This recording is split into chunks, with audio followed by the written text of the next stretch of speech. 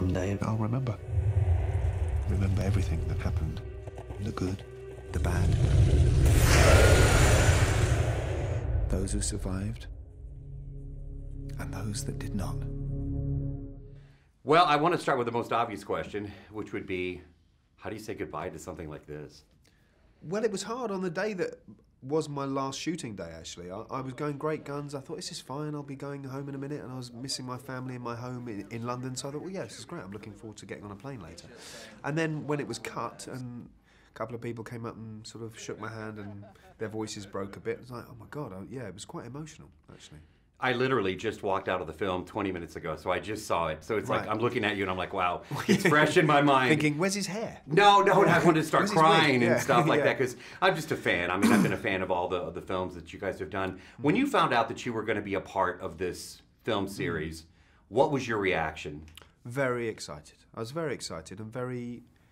Well, it almost didn't work out, you know, because of scheduling, it almost very, very nearly didn't work out. And Pete gave me the greatest vote of confidence possible, which is rearranging the filming schedule of the entire thing so that I could do Sherlock and I could also do this. So that was a huge vote of confidence for which I will always be very, very grateful. I can't imagine the film not having you. Well, thank you. Well, I mean, it would have done, and it would have been fine. It would have been just fine without me. But I'm glad I was in it. Yeah. Is there any pressure? I mean, these books are legendary. People know the books.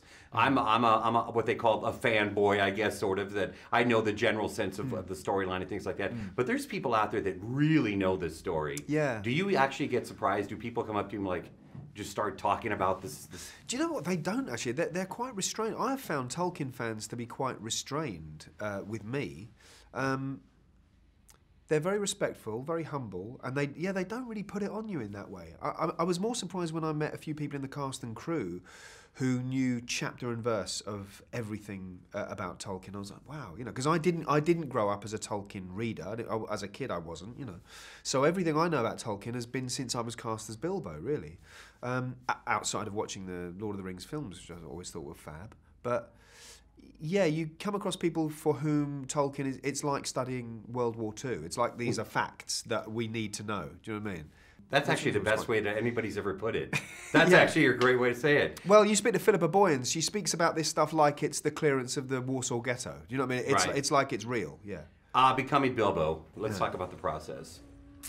It was just about finding movement and finding a manner, really. It was just about finding a world view of how he saw the world and literally how he looked at the world and how, you know, how... He's someone with his radar always up. His radar is always up. He needs to know where the exits are and the quickest way to it, because he starts the film certainly not as a fighter. He starts as a you know, if it's fight or flight, he's definitely a flight creature, you know. And that he's still essentially that, but obviously by the end of this one, he has to fight, you know, because there's no choice. You know? How do you think Bilbo would fare in Texas if Bilbo came to visit Texas? I think he'd find it quite big and intimidating, but he would see the essential good in. But if people saw the good in him, I think he'd see the good in them. Yeah. Fantastic job. And also, he likes his food. Do you know? He likes his food. Like Texas likes its food. Bilbo loves a couple of breakfasts and a couple of lunches.